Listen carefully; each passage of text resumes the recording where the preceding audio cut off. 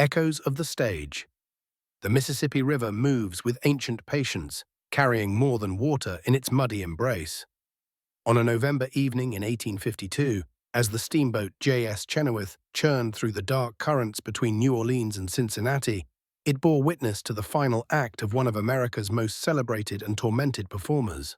Junius Brutus Booth lay dying in a cramped cabin, his brilliant mind finally finding the stillness that had eluded him for 60 years of extraordinary life. You know that feeling, don't you? When the weight you carry seems to press against your chest in the quiet hours, when the very thing that drives you forward also keeps you awake. Booth understood this paradox intimately. He was a man who could command a theatre of 2,000 souls, yet could never quite command the restless spirits within himself. Tonight, as you settle into this moment of quiet, let me tell you about a man whose story echoes through the corridors of ambition and achievement. His tale speaks to something deeper than mere success or failure. It speaks to the price we pay for the things we build and the shadows that follow those who dare to reach beyond the ordinary. Junius Brutus Booth was, by all accounts, the greatest Shakespearean actor America had ever seen. When he stepped onto the stage, something elemental happened. The air itself seemed to change. Audiences would fall silent not from politeness, but from a kind of primal recognition, as if they were witnessing something both magnificent and slightly dangerous. But greatness, as you well know, rarely comes without its complications. Born in London in 1796, Booth possessed what his contemporaries called the divine fire. Even as a young man, he understood that to truly inhabit a character, one must be willing to surrender completely, to let go of the safe boundaries that most of us cling to. This gift, this willingness to dive into the depths of human experience, would make him legendary. It would also nearly destroy him. Picture, if you will, a theatre in Baltimore on a winter evening in 1821. Gas lamps flicker against mahogany walls, casting dancing shadows across faces turned upward in anticipation. The curtain rises, and there stands Booth, not as himself, but transformed entirely into Richard III, Shakespeare's magnificent villain. His voice, rich and commanding, fills every corner of the hall. Now is the winter of our discontent made glorious summer by this son of York. But it wasn't merely the words that captivated his audiences. It was the complete transformation. Booth didn't simply recite Richard's lines. He became Richard, his body contorted into the character's twisted form. His eyes blazed with genuine malice. His very presence seemed to darken the stage. People would later swear they had witnessed not an actor, but the actual Duke of Gloucester himself, plotting and scheming before their very eyes. This was Booth's gift, and his curse. You see, the same intensity that made him brilliant on stage followed him into the wings, into his daily life, into the quiet moments when most of us find our peace. The characters he portrayed didn't simply disappear when the curtain fell. They lingered, whispering in the corners of his mind, demanding attention even in his sleep. Those who knew him described a man of startling contradictions. On stage, he was Richard III or King Lear or Shylock, powerful, commanding, absolutely certain of his purpose. Off stage, he was gentle with animals, kind to children, given to long walks in the countryside, where he would speak to trees as if they were old friends. He built a home in the Maryland wilderness, far from the crowds and critics, where he could tend to his garden and his books in solitude. But solitude, as many of us discover, doesn't always bring the peace we seek. The weight Booth carried was different from yours perhaps, but no less real. Where you might lie awake, calculating budgets or rehearsing difficult conversations, he found himself haunted by the very characters that had made him famous. Richard III's ambition, Lear's rage, Hamlet's melancholy. They had become part of him, woven into the fabric of his being. His contemporaries whispered about his eccentricities, how he would sometimes speak in character long after leaving the theatre, how he kept exotic animals and treated them as family, how he could be found at dawn, standing barefoot in his garden, delivering soliloquies to the sunrise. These weren't the calculated quirks of a man seeking attention.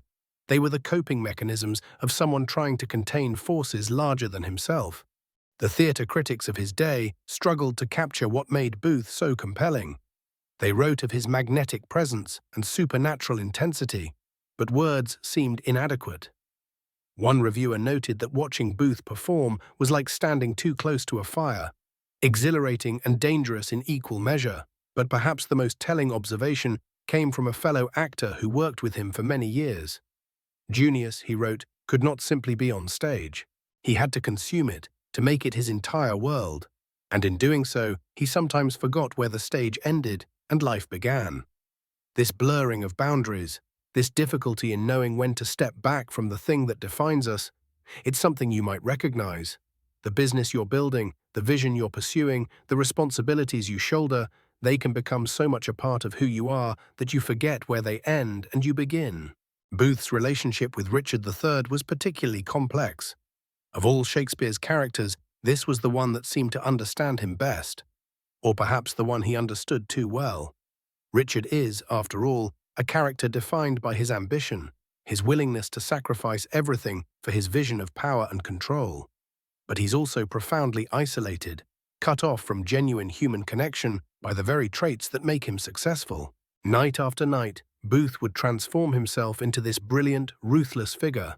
He would speak Richard's words about the loneliness of command, about the price of ambition, about the weight of carrying plans that others couldn't understand. And perhaps in those moments under the stage lights, he found a kind of recognition, a character who knew what it meant to lie awake in the darkness, mind racing with possibilities and fears. The audiences loved him for it. They would travel hundreds of miles to see Booth's Richard III, drawn by something they couldn't quite name. In an age when most actors delivered Shakespeare's lines with formal, declamatory style, Booth brought raw humanity to the stage. His Richard wasn't a theatrical villain. He was a man, complex and contradictory, driven by needs and fears that felt startlingly real. But success in the theatre, like success in any field, comes with its own burdens. The constant travel, the pressure to perform night after night, the weight of other people's expectations, these things accumulate, creating a kind of invisible exhaustion that goes deeper than mere tiredness. Booth began to drink, not from weakness, but as a way to quiet the voices that never seemed to stop. The characters he portrayed, the audiences who demanded more, the critics who watched his every gesture, they all took up residence in his mind, creating a constant chorus that made rest nearly impossible. You might understand this feeling, the way success can become its own kind of prison. The more you achieve, the more others expect. The more you build, the more there is to maintain. The very things that should bring satisfaction instead bring new forms of pressure, new reasons to lie awake, calculating and planning. And yet, there was something beautiful in Booth's struggle. His inability to find easy answers, his refusal to settle for shallow interpretations, these weren't flaws, but the source of his greatness. He understood that the most profound truths are often uncomfortable ones, and he was willing to carry that discomfort rather than retreat into simpler certainties. As the steamboat J.S.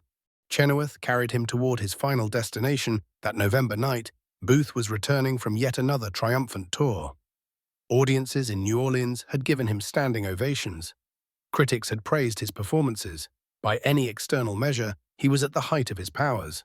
But inside the cramped cabin, away from the applause and admiration, he was simply a man facing the accumulated weight of a lifetime, spent diving too deep, feeling too much, carrying burdens that others couldn't see.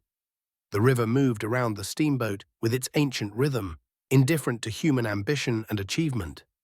In a few hours, news of Booth's death would spread across the country, and thousands would mourn the loss of America's greatest actor. But in that quiet moment, he was just another soul seeking rest from the weight he had carried. His story, though, was far from over. The characters he had brought to life, the intensity he had brought to his craft, the very contradictions that had defined him, these would echo forward in ways he could never have imagined. The weight he carried would pass to others, transformed but not diminished. And in the quiet of this evening, as you feel your own mind beginning to settle, perhaps there's something to be learned from a man who understood that the things worth building are rarely simple, and the burdens worth carrying are often invisible to those around us. Had a London beginning, but let us step back now, back across decades and an ocean, to understand how such a man comes to be. Picture, if you will, London in the year 1796. The city sprawls along the Thames in all its Georgian splendor and squalor, a place where fortunes are made and lost with the turning of the tide. The weight of empire presses down upon its cobblestones, and in the narrow streets around Covent Garden, another kind of empire is being built, one of words and wonder, of stages lit by flickering gas and dreams given form in greasepaint and silk. It is here, in a modest dwelling not far from the Theatre Royal, that Junius Brutus Booth draws his first breath. His father, Richard Booth, is a man of law, a solicitor with steady hands and a methodical mind. The kind of man who understands contracts and precedents, who builds his life upon the solid foundation of documented certainty. But even the most careful architect cannot always predict what forces will shape the structures they create. Young Junius grows up in a household where books line the walls like silent witnesses, where the rhythm of iambic pentameter mingles with the scratch of legal quills, where his mother, Elizabeth, reads to him from volumes of poetry that seem to contain entire worlds within their leather bindings. There is something different about this boy from the very beginning. While other children play at soldiers or shopkeepers, Junius creates elaborate theatricals in the family parlor. He speaks the words of kings and fools with equal conviction, as if some invisible current runs through him, connecting him to voices from ages past. His father watches this with the mixture of pride and concern that marks so many who build something significant. Richard Booth has worked to provide stability, respectability, the kind of life that offers security and social standing. But the boy seems drawn to something altogether more uncertain, more alive with possibility and peril. Perhaps you know this tension yourself, the weight of expectations carefully laid and the pull of something that calls from beyond the boundaries of what others consider sensible. The quiet moments when you wonder whether the path you're walking is truly yours, or simply the one that seemed most reasonable at the time. At 15, Junius makes a decision that will echo through generations. He leaves his father's house, leaves the prospect of a legal career, and walks through the stage door of a small theatre in Chelsea. The manager, a weathered man named Phillips who has seen 1,000 hopefuls come and go, looks at this slight young man with his intense dark eyes and wonders what dreams he carries. "Can you speak?" Phillips asks, and Junius responds with Hamlet's soliloquy, the words flowing from him as if they have been waiting there all his life, polished by repetition and burning with something that cannot be taught. The older man recognizes it immediately, that rare quality that separates those who merely perform from those who truly inhabit the characters they portray. It is not technique, though that will come. It is not experience, though that too will follow. It is something deeper, a willingness to carry the weight of imagined lives, to let fictional sorrows and joys reshape the contours of one's own soul. Junius begins at the very bottom, carrying spears in crowd scenes, sweeping stages after performances, learning the 100 small crafts that make theatrical magic possible.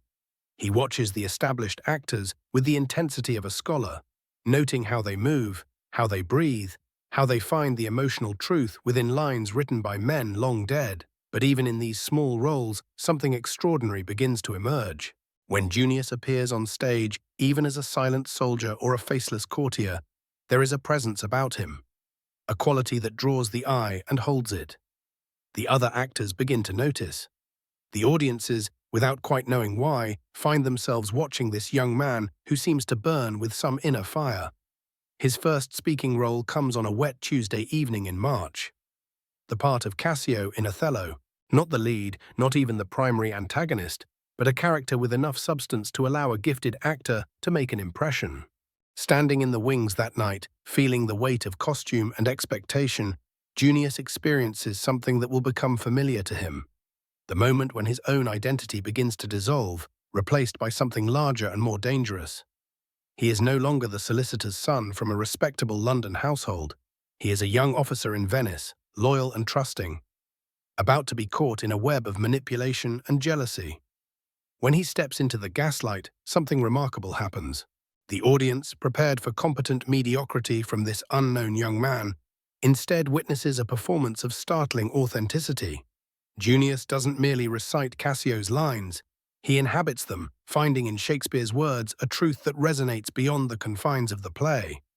The critics, those sharp-eyed guardians of theatrical standards, take notice. A young actor of considerable promise, writes one. Natural gifts that, properly cultivated, may yield significant fruit, observes another. But it is the response of his fellow actors that means the most. The nods of recognition from men and women who understand how difficult it is to make fictional truth feel real. Success, however, brings its own burdens. Each performance demands that Junius surrender a part of himself to the character he portrays. Each night he must find the emotional reserves to breathe life into words written centuries before his birth. The weight of this begins to accumulate, like sediment in a riverbed, invisible but substantial. His father, watching from the audience one evening, sees his son transformed into someone he barely recognizes, and wonders what price such transformation demands. There is pride there, certainly. The satisfaction of seeing natural gifts flourish into something remarkable. But there is also a kind of sorrow. The recognition that the boy he raised has become someone who lives as much in imagined worlds as in the real one. This is the paradox of those who build something truly significant, the necessity of giving so much of yourself to the work that the boundaries between creator and creation begin to blur. As you lie there in the darkness, carrying your own invisible weight, feeling the pull of tomorrow's challenges and the echo of today's decisions, perhaps there is something to be learned from this young man stepping into the gaslight for the first time. The courage to inhabit fully the role you have chosen, to find truth in the performance of leadership, even when the script is uncertain and the audience demanding. The weight Junius began to carry in those early London performances would grow heavier with each passing year. But it would also give his life a shape and purpose that mere respectability could never provide. Sometimes the burdens we choose to bear become the very things that define us, that transform us from who we were into who we are meant to become. And in the quiet space between sleeping and waking, as your own transformations continue their slow work, there is comfort in knowing that others have walked this path before, have felt the weight of building something meaningful, and have found ways to carry it with grace. Manned across the Atlantic. The decision to leave everything behind, to cross an ocean toward an uncertain future. This is perhaps the heaviest burden of all. Not the weight of what you carry with you, but the weight of what you choose to leave behind. For Junius Brutus Booth, standing at the threshold of 1821, London had become both sanctuary and prison. His name was spoken in the same breath as Edmund Kean's.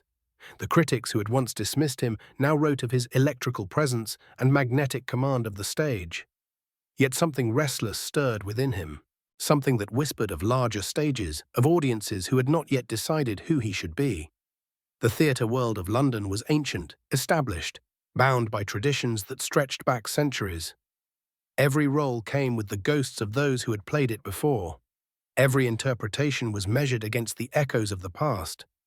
And perhaps for a mind like Booth's, a mind that craved not just success but transformation, the weight of that history had become too much to bear. America called to him with the promise of possibility. This young nation, barely half a century old, was building everything from nothing. Its theaters were hungry for talent. Its audiences came without preconceptions, without the burden of comparison to actors they had never seen. Here was a place where a man might reinvent not just his career, but himself entirely. The crossing itself was an ordeal that would have broken lesser spirits. 6 weeks aboard a merchant vessel, riding the temperamental Atlantic swells through the winter of 1821. The ship was cramped, the food scarce, the company rough. But Booth carried with him something more valuable than comfort. He carried the accumulated weight of every character he had ever embodied, every lesson learned in the crucible of London's most demanding stages. During those long nights at sea, as the ship creaked and groaned through the darkness, he would pace the narrow deck and recite soliloquies to the wind. Fellow passengers, huddled below against the cold, could hear fragments of Shakespeare drifting down. Hamlet's meditations, Lear's ravings, Richard's scheming whispers. They thought him mad, perhaps. But Booth was doing what all great builders do in times of uncertainty.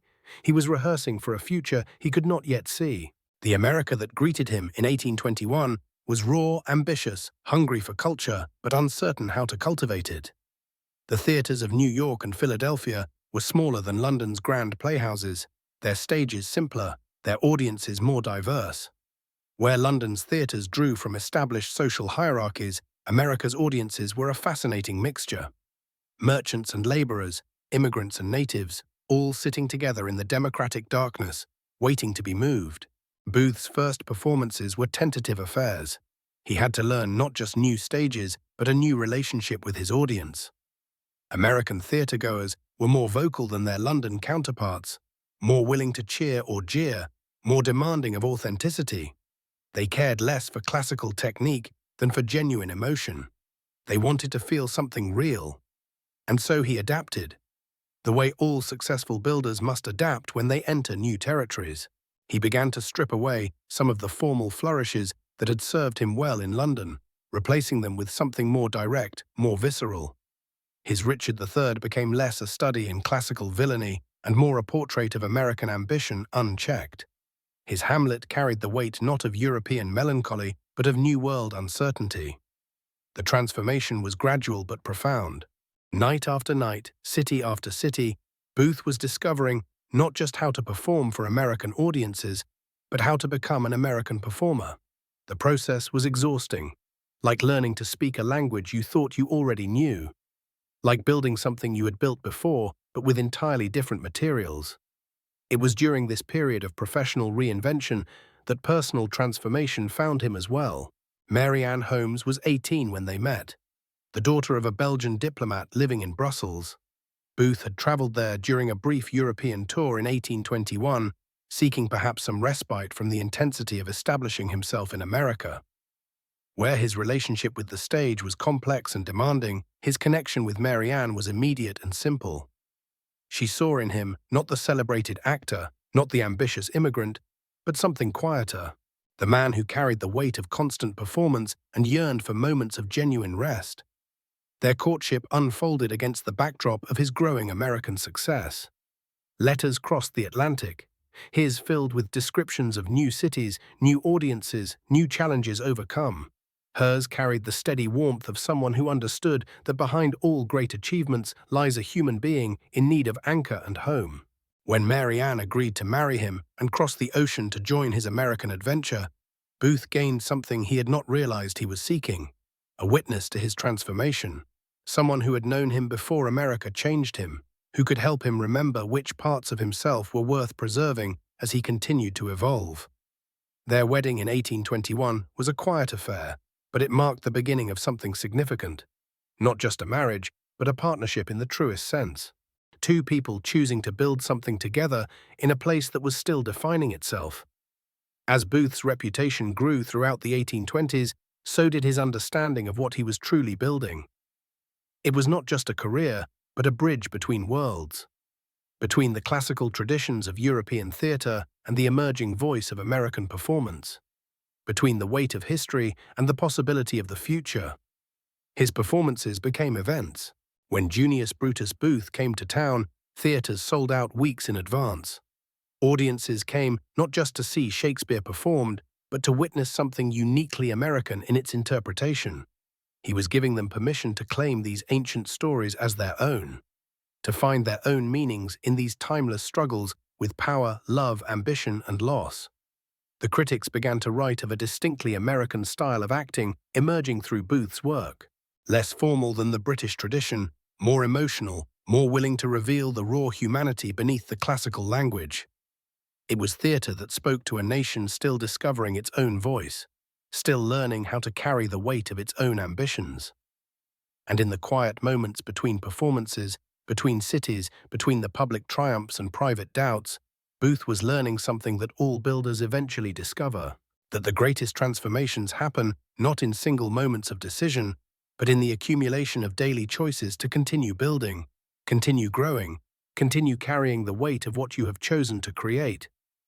The young man who had left London's established stages was becoming something new, not just an American actor, but an architect of American theatre itself. The weight he carried now was different, heavier in some ways, but also more meaningful. He was no longer just performing roles. He was helping to define what it meant to be an artist in this new world.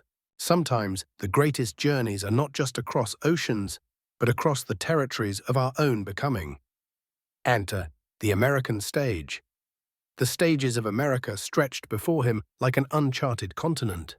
From Baltimore to Boston, from Charleston to Cincinnati, Junius Brutus Booth began to weave his way into the fabric of a nation still discovering its own voice. The weight of his ambition had found its purpose. He would not simply perform in America, he would help America learn to dream. Each theater held its own character, its own particular hunger. In Philadelphia, the cultured audiences demanded the classical precision they remembered from European tours. In New Orleans, the cosmopolitan crowds craved spectacle and passion. And in the frontier towns, there Booth discovered something extraordinary. Audiences who had never seen Shakespeare, who knew nothing of theatrical convention, who came to the theater with hearts wide open and expectations unformed. It was in these raw, honest spaces that his true genius began to emerge. Picture him now in a makeshift theater in Louisville, the floorboards creaking beneath his feet as he transforms into King Lear. The audience, farmers and merchants, riverboat captains and their wives, watches in absolute silence as this British-born actor channels the rage and heartbreak of a king dividing his kingdom. They do not know they are witnessing one of the greatest Shakespearean performances of their generation. They only know that something profound is happening, that the weight of human experience is being laid bare before them. Booth understood what many of his contemporaries missed. American audiences did not want pale imitations of London performances. They wanted truth. Raw, unvarnished, immediate truth, and so he gave them performances that burned with an intensity that left critics grasping for words and audiences forever changed. His Hamlet was not the melancholy prince of European tradition, but a man wrestling with the very questions that haunted a young nation. What do we owe to the past? How do we forge our own path while honoring what came before? When Booth spoke those immortal words, to be or not to be, audiences heard not just a Danish prince's soliloquy, but the fundamental question of American identity itself. Mary Ann watched this transformation with wonder and growing concern. The man she had married was disappearing into his roles with an intensity that sometimes frightened her. After performances, he would sit in their lodgings, still trembling from the emotional weight he had carried on stage. The characters lived in him. Richard III's ambition, Macbeth's guilt, Othello's jealous rage. "You carry them all," she would whisper to him in the quiet hours after midnight, when he lay awake staring at the ceiling. "Every character, every emotion, you carry them all." And it was true. Booth had developed a method of acting that was revolutionary for its time. He did not simply recite lines and hit marks. He inhabited his roles so completely that audiences could see the very moment when Junius Booth disappeared and the character emerged. Critics began to write of his supernatural ability to transform. But Mary Ann knew the cost.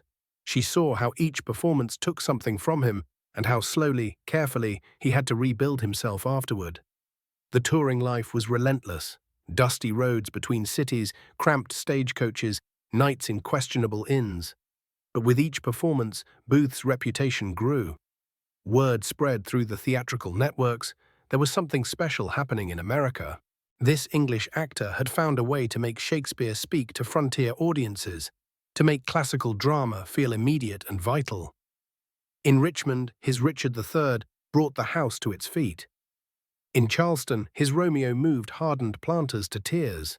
And everywhere he went, he left behind audiences who had discovered something they never knew they needed. The transformative power of great performance, the weight of human emotion given form and voice. But perhaps his greatest triumph came in an unlikely place.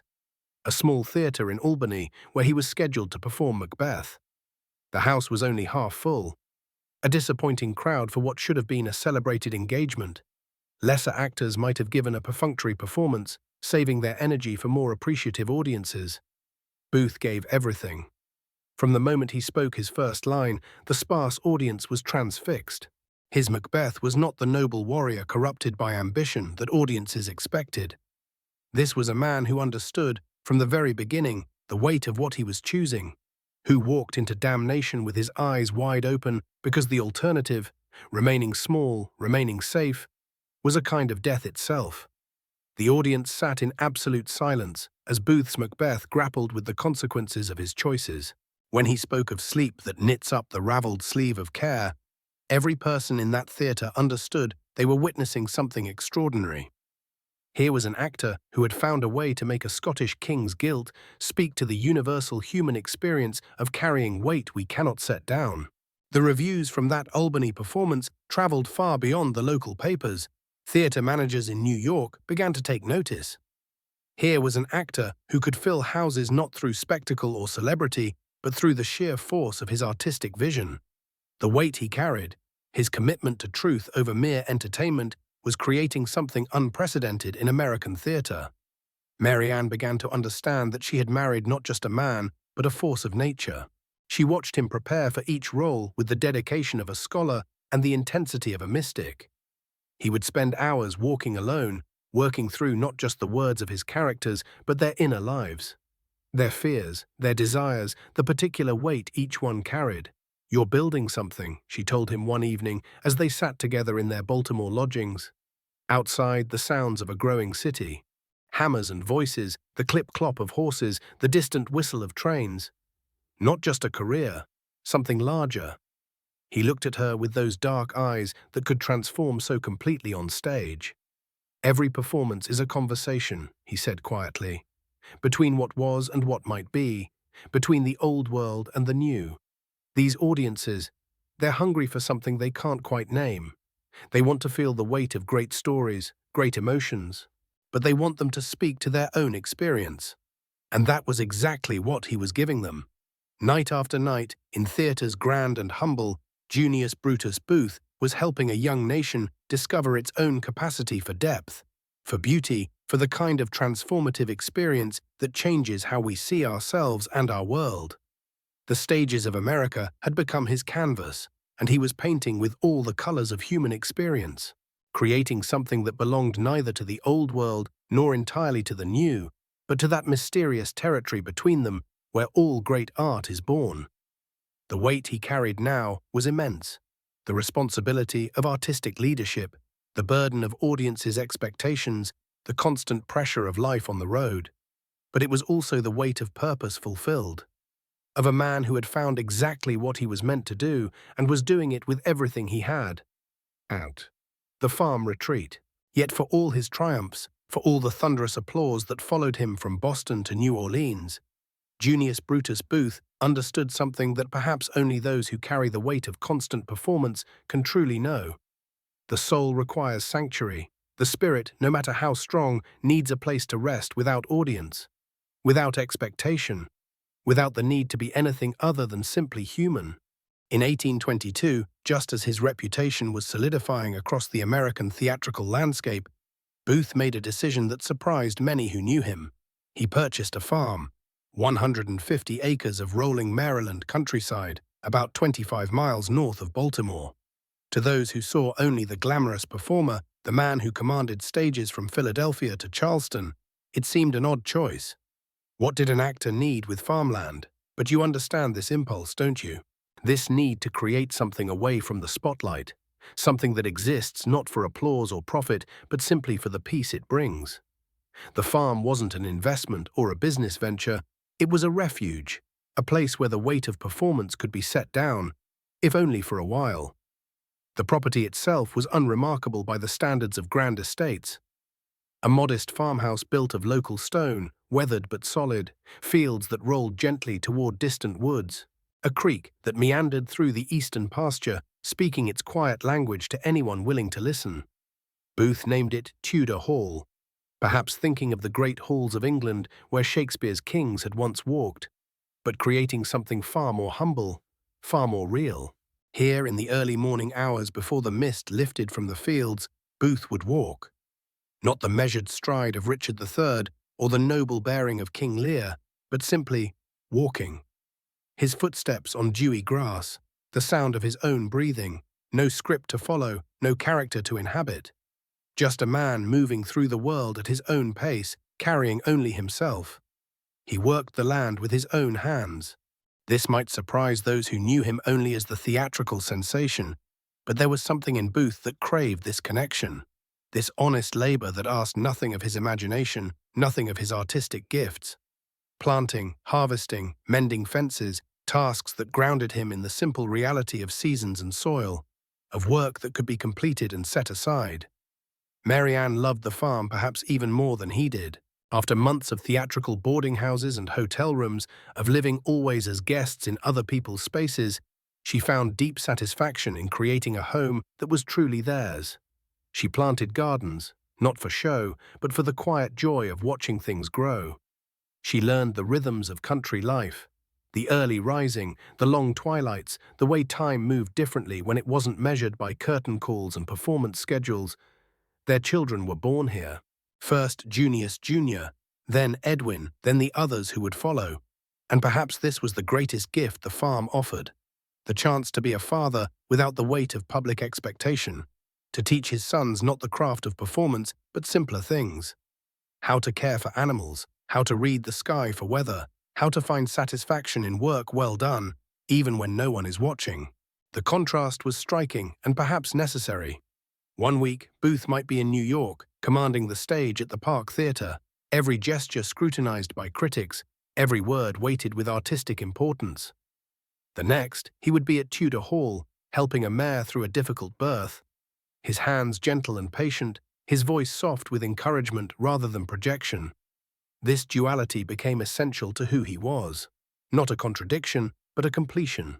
The farm gave him something the stage never could: silence when he needed it, solitude when the weight of constant performance grew too heavy. It reminded him that beneath the roles he played, beneath the characters that lived through him, there was simply a man who could find contentment in simple things. He read differently at the farm, not the intense study of scripts and character motivation, but for pleasure, for the quiet joy of words without purpose beyond their own beauty. He would sit by the creek in the evening light, a book in his lap, listening to the water move over stones. Sometimes he read aloud, but not to an audience, to the trees, to the sky, to the growing darkness that asked nothing in return. The neighbors gradually accepted this curious figure, the famous actor who appeared periodically to work his fields like any other farmer.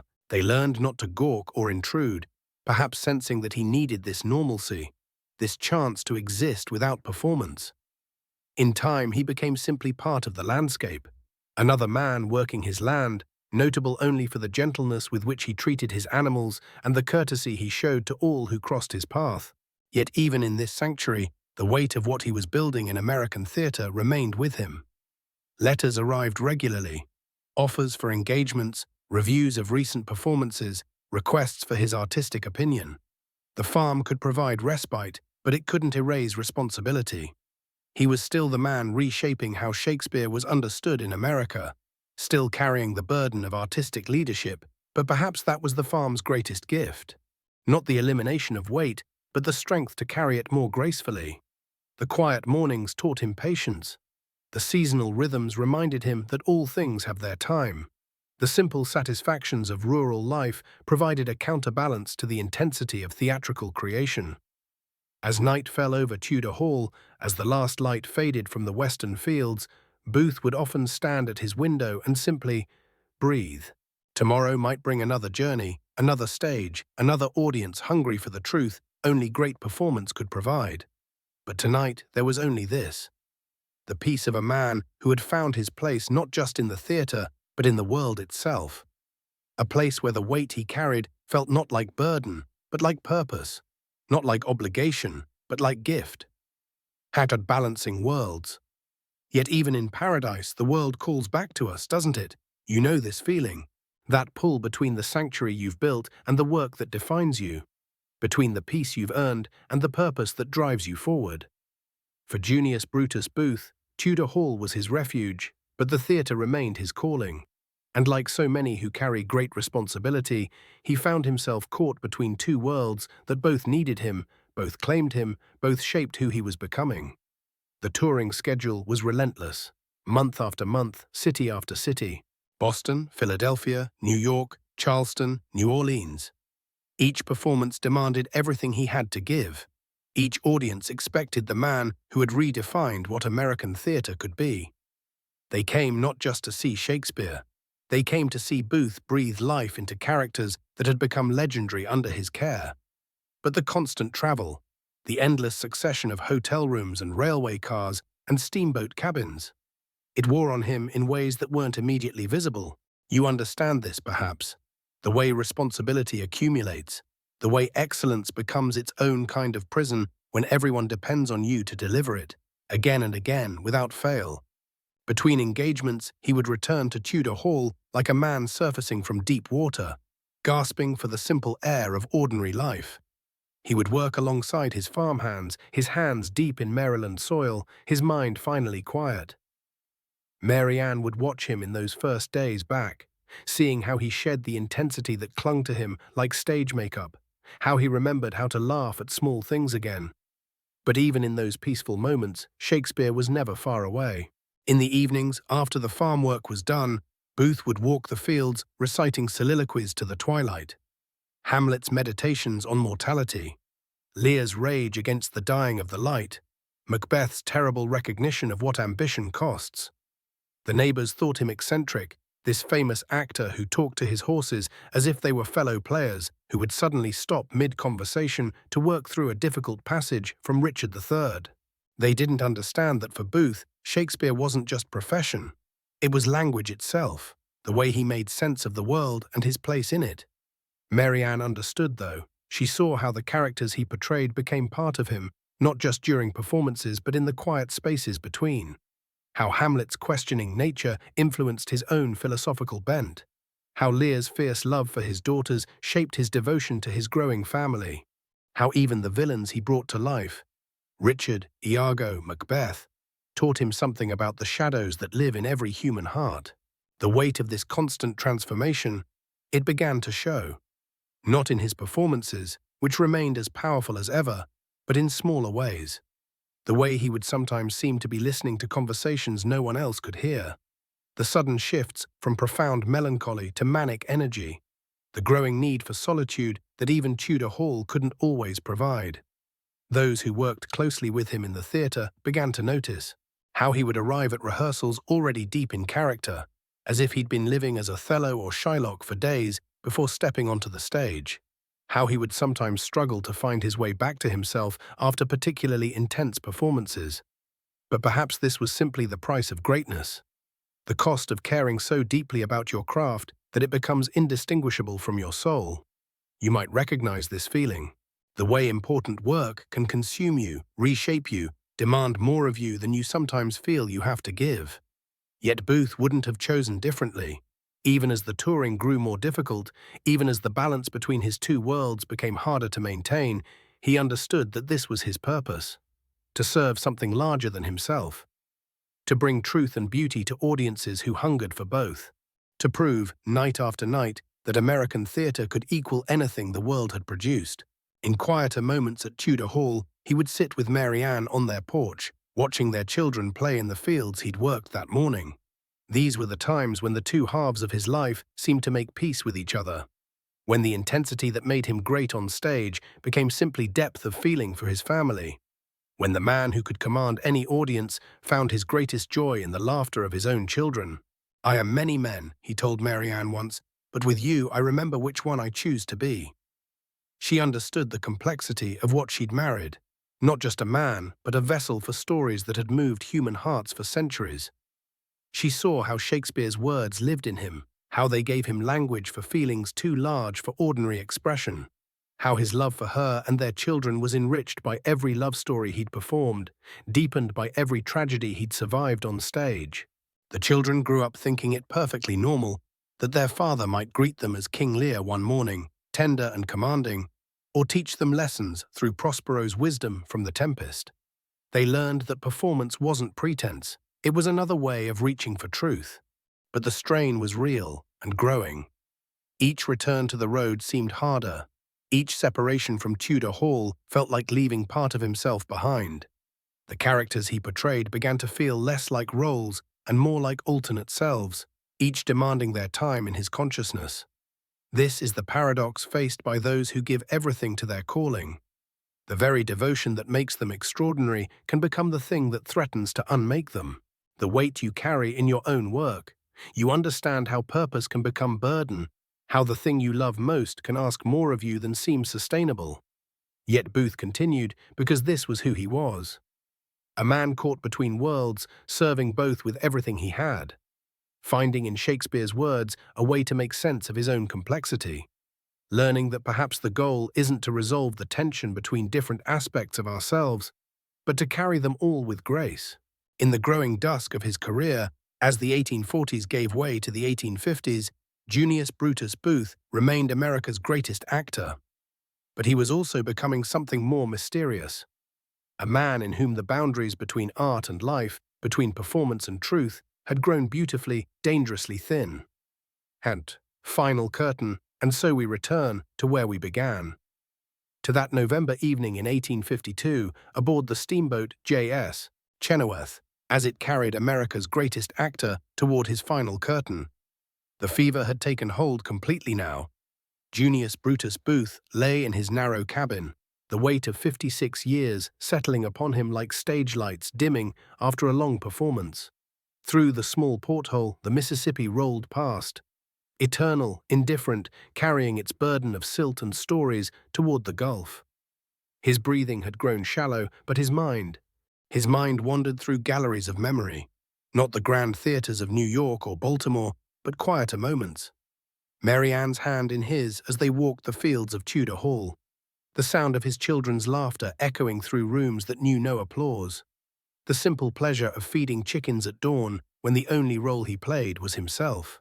You know this feeling, don't you?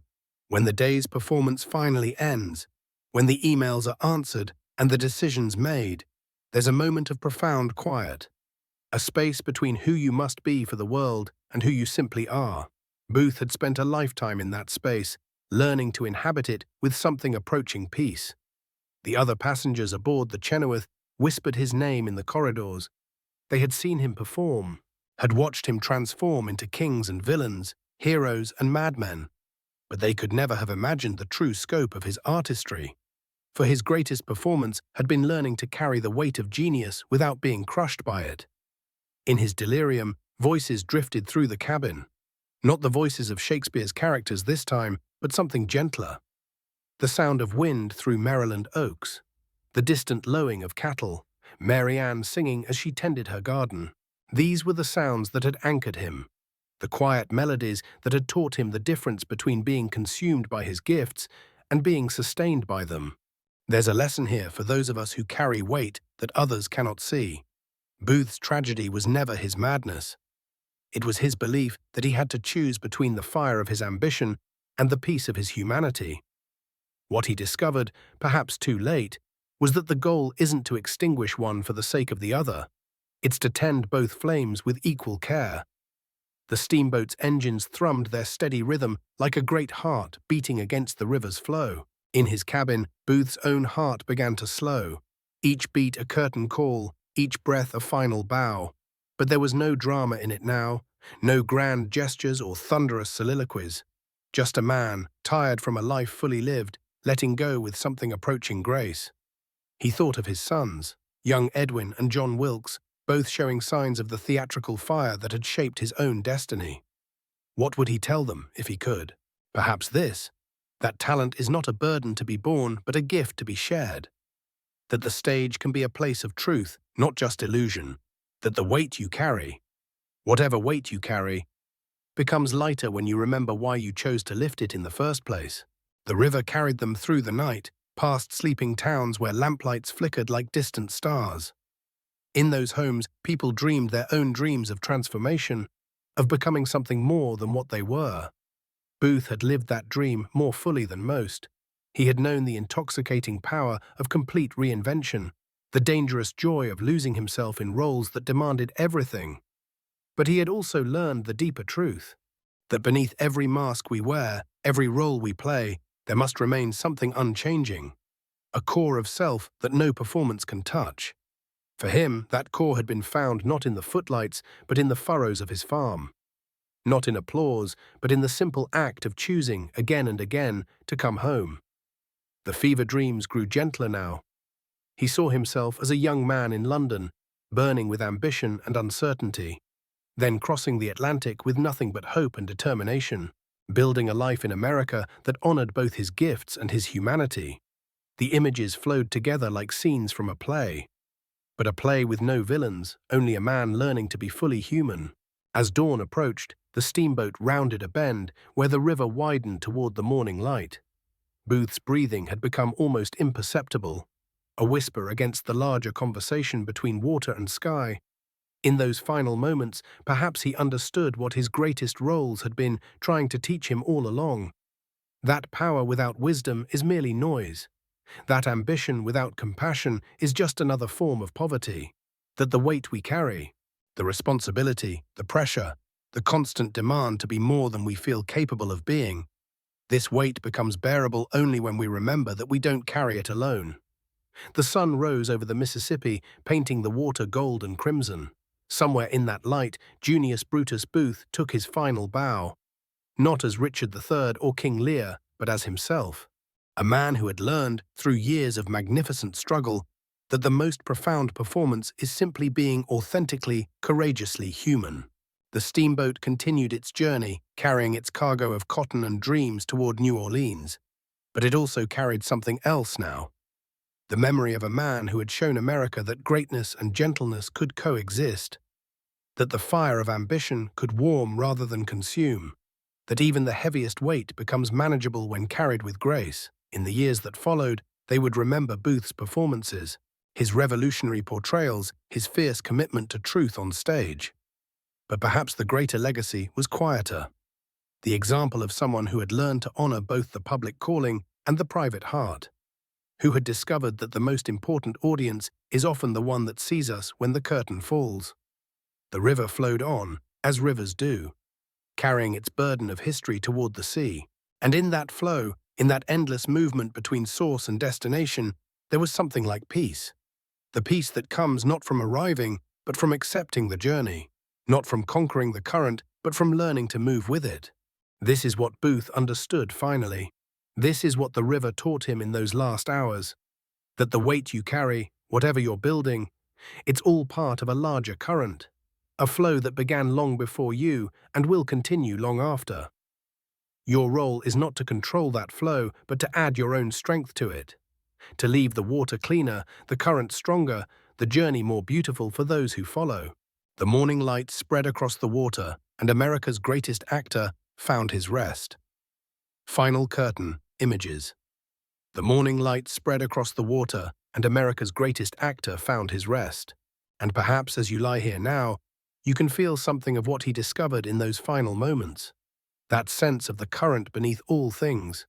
The understanding that your struggles, your late nights, the weight you carry, they're not burdens to be endured alone, but contributions to something far greater than yourself. Think of all those who came before you. The countless builders, dreamers, leaders who lay awake just as you do now, wrestling with tomorrow's challenges. Each one adding their strength to the flow. Each one leaving something behind that made the journey easier for others. You are part of that great procession now. Your work, your vision, the care you pour into what you're building, it all flows into that eternal river. Booth found his peace not in the applause or the acclaim, but in the quiet recognition that he had given his authentic self to the world, that he had held nothing back, that every performance, every role, every moment of struggle had been in service of something beautiful and true. And this is available to you as well. This same peace, this same understanding. The steamboat moved on through the dawn, carrying its precious cargo toward shore. The other passengers slept peacefully, unaware that they had shared their journey with greatness. But perhaps that's how it always is. The most profound transformations happen quietly, in the spaces between one breath and the next, in the gentle transition from wakefulness to dreams. The river flows on, as it always has, carrying stories and dreams, ambitions and hopes, the weight of what was and the promise of what might be. Somewhere along its banks, Tudor Hall still stands, a testament to the possibility of balance, of finding sanctuary even in the midst of great endeavors. The fields still know the touch of seasons, the quiet wisdom of growing things, the peace that comes from understanding your place in the larger pattern. And you are part of this same eternal story, this same flowing current that connects all who dare to build something meaningful in the world. And as your breathing deepens and your thoughts begin to settle like morning mist on still water, you can rest in the knowledge that the weight you carry tonight will transform into tomorrow's strength. and the dreams that visit you now will carry you gently toward the dawn of another day's possibilities.